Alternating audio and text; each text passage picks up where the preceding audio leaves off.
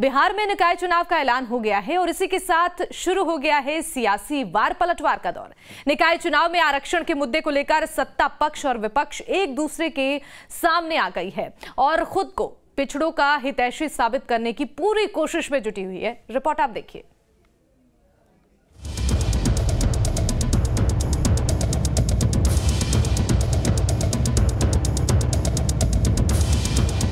बिहार में निकाय चुनाव की तारीखों का ऐलान होने के साथ ही सियासी घमासान तेज हो गया है। खुद को पिछड़ों का हितैषी साबित करने को लेकर सियासतदानों में होड़ लगी है। नतीजा आरक्षण को लेकर सत्ता पक्ष और विपक्ष में ठनी है। इस बीच ही राज्य निर्वाचन आयोग ने तारीखों की घोषणा कर वार पलटवार के दौर को तेज कर दिया है। बिहार में निकाय चुनाव का पेंच आरक्षण को लेकर फंसा था।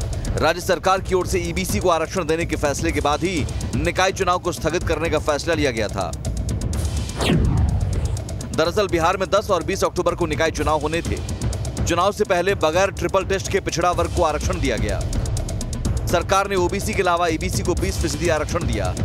ओबीसी ईबीसी मिलाकर आरक्षण की सीमा 50% से ज्यादा हो गई। फैसले के खिलाफ सुप्रीम कोर्ट में रिट याचिका दायर की गई। सुप्रीम कोर्ट के आदेश पर हाईकोर्ट में मामले की सुनवाई चली।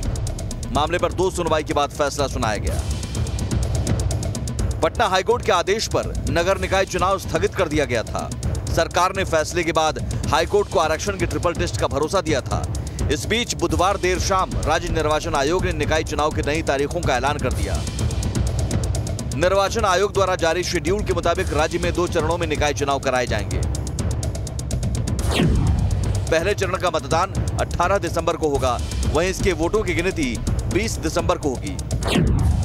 दूसरे चरण का मतदान 28 दिसंबर को होगी तो मतगणना 30 दिसंबर को होगी।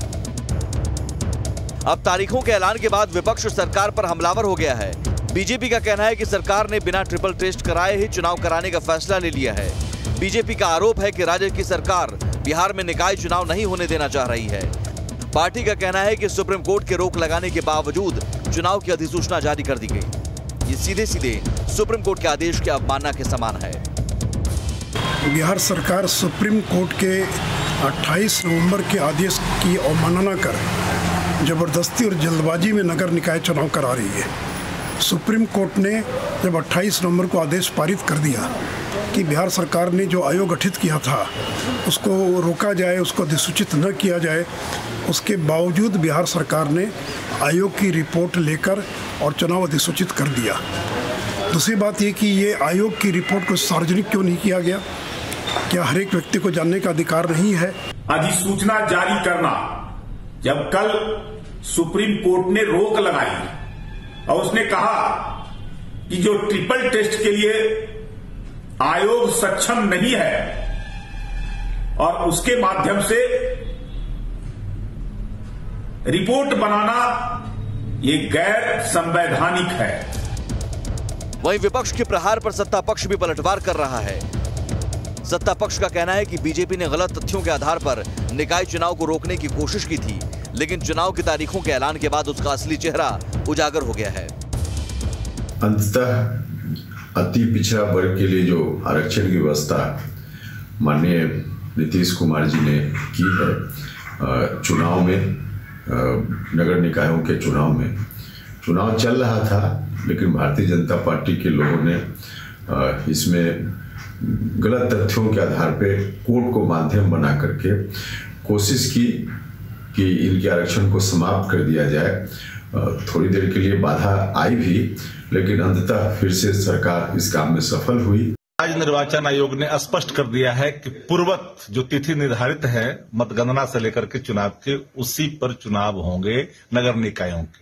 भारतीय जनता पार्टी के लाख कुचक्र के बावजूद भी जिस तरह से भारतीय जनता पार्टी ने रास्ता अपनाया था प्रभावित करने का चुनाव को, तो अब तो उनके बेनकाब हो चुके हैं। अत्यंत पिछड़ों को जिस तरह से हकों पर पहरा देने की कोशिश की थी भारतीय जनता पार्टी कि हम छीन लेंगे इनका हक, तो आज चुनाव आयोग का फैसला स्पष्ट कर दिया कि राज्य सरकार ने जो निर्णय लिया था वो मील का पत्थर साबित होगा। बहरहाल निकाय चुनाव को लेकर वार पलटवार जारी है, लेकिन इस बीच देखना दिलचस्प होगा कि चुनावी दंगल में जनता किसके दावों पर अपने भरोसे का मोहर लगाती है। पटना से आदित्य झा और विकास ओझा के साथ ब्यूरो रिपोर्ट।